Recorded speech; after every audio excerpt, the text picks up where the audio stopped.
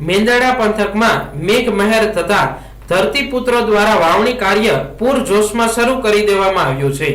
ધરતી માતાનું પૂજન કરી ખેડૂતોએ મગફળી, સોયાબીન અને અડદ વગેરેના વાવેતર સાથે વાવણીના શ્રી ગણેશ કર્યા હતા। મેંદરડા અને તેની આજુબાજુના સમગ્ર પંથકમાં ચાલુ સિઝનનો સારો વરસાદ વરસતા ખેડૂતોમાં આનંદની લાગણી વ્યાપી ગઈ છે। લાંબા સમયની રાહ જોયા બાદ અંતે વાવણી લાયક સાર્વત્રિક વરસાદ થતા ગ્રામ્ય વિસ્તારોમાં ખેતરોમાં વહેલી સવારથી જ ભારે ચહલ પહલ અને રોનક જોવા મળી રહી છે। સ્થાનિક ખેડૂત પુત્ર પરસોત્તમભાઈ ઢેબરિયાના જણાવ્યા અનુસાર મેંદરડા સહિત સમગ્ર તાલુકામાં વાવણીજોગ વરસાદ થતા ખેડૂત પરિવારોમાં ખુશીનો માહોલ છે। ખેડૂતોએ આપણી પરંપરા મુજબ ખેતરોમાં જઈને ધરતી માતાનું શાસ્ત્રોક્ત પૂજન કર્યું હતું। ત્યારબાદ કુમકુમના ચાંદલા કરી અને સાથિયા પૂરીને નવા વર્ષના ખરીફ પાકના વાવેતરની મંગલ શરૂઆત કરી હતી।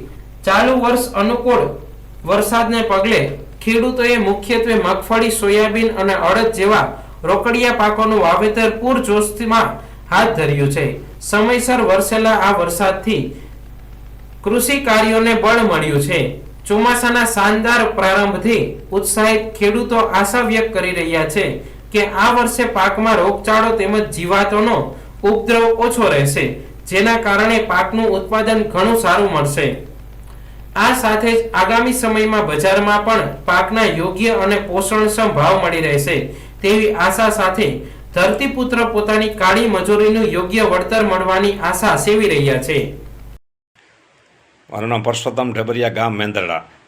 દર વર્ષની જેમ આ વર્ષે પણ મેંદરડા પંથક સહિત સમગ્ર જિલ્લામાં સમયસર વરસાદ વરસતા વાવણી સારી એવી થઈ ગઈ છે, જેથી ખેડૂતોમાં હર્ષોલ્લાસ તેમજ આનંદ છવાઈ ગયો છે। જેથી ખેડૂતોએ ઓછે મોંઘાદાટ બિયારણો, ખાતર, દવા જેવો ખર્ચો કરીને ચોમાસું પાકનું વાવેતર કર્યું, જેમાં મુખ્યત્વે મગફળી, સોયાબીન, અડદ જેવા પાકોનું વાવેતર કર્યું છે। આવતું વર્ષ ખેડૂતો માટે લાભદાયી અને ફળદાયી નીવડે તેવી આશા રાખી રહ્યા છીએ।